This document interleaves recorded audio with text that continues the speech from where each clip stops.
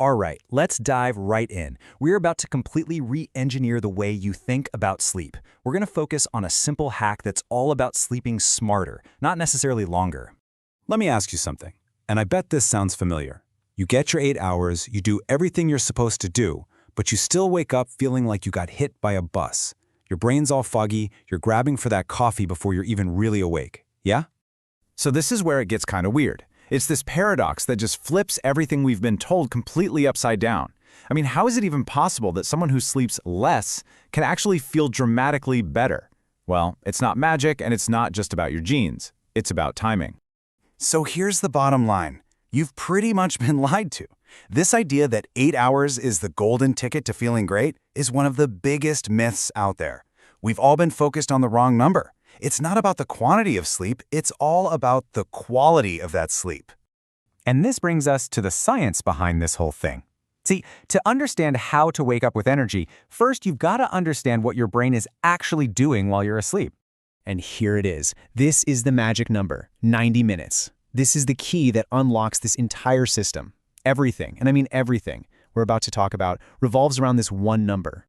You see, your brain doesn't just switch off for the night. It actually moves through these repeating 90-minute cycles. It goes from light sleep down into deep sleep, that's where your body does all its physical repairs, and then into REM sleep, which is like a recharge for your brain, for your memory, and all that good stuff. And this is the villain of our story, sleep inertia. You know that awful, heavy, groggy feeling? That's what happens when your alarm clock brutally rips you out of that deep sleep stage. It's literally waking you up at the worst possible moment of the entire cycle. Okay, so we know the enemy now. How do we beat it? Let's get to the good part, the actual hack. It's a super simple calculation anyone can start using like tonight. So check it out, here's how the math works. Instead of just setting an alarm, you work backwards in these 90-minute blocks. Your goal is always to wake up at the very end of a cycle.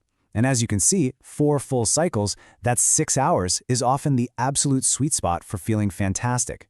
5 cycles, or 7.5 hours, is perfect for full recovery. The whole secret is waking up when your brain is in its lightest phase of sleep, not its deepest. And this right here, this is the sentence that changes everything. Waking up smoothly after 6 perfectly timed hours will leave you feeling so much more refreshed than being jolted awake after a messy, fragmented 8 hours of sleep. But look, just timing your sleep, that's a huge step. But it isn't quite enough. To really make this hack work like a charm, you need to support it with a simple system. There are a couple of rules you gotta follow to make sure those sleep cycles are as good as they can be. So here's the whole protocol. Just 3 easy steps. We've already covered number 1. Calculate those cycles. So now let's just quickly break down the other 2 because they are just as important. All right, rule number 1. And this is a biggie. It's non-negotiable. No caffeine after 2 p.m. I know. That afternoon coffee feels like a lifesaver, but it's actively sabotaging your sleep hours and hours later. And if you don't believe me, just look at this.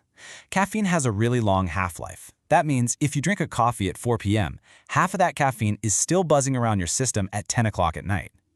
What it does is it blocks a chemical called adenosine. That's the stuff that builds up all day and makes you feel tired. With caffeine in the way, your brain never gets the signal to go into that really deep, restorative sleep. Okay, so you've timed your sleep, you've cut the caffeine. The final rule is all about what you do the second you wake up. The goal is to send a clear, powerful signal to your brain that, hey, the day has officially started. And honestly, getting direct sunlight in your eyes first thing in the morning is incredibly powerful.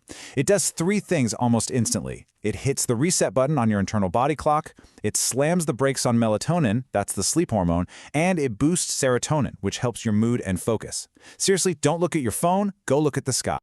And hey, for those days when it's cloudy or you're up before the sun, there's a quick backup plan. A splash of cold water on your face. That little jolt to your system is enough to kill any leftover sleep inertia and wake you up fast. So let's kind of zoom out and bring this all together. The big takeaway here is that we need to fundamentally change how we think about sleep. It isn't just downtime, it's an active process. This is the mindset shift right here. You need to start thinking of sleep like you think about your diet or your workouts. It is a performance tool that you actively manage to make yourself better, more focused, and more energetic when you're awake. And look, if you only remember one single thing from all of this, let it be this. Stop counting hours, start counting cycles. That's the only number that really matters. So, the question I'll leave you with is pretty simple. Now you've got the playbook, you know the calculation, you know the rules. Are you ready to stop letting your alarm clock ruin your morning and actually start using sleep the way it was meant to be used?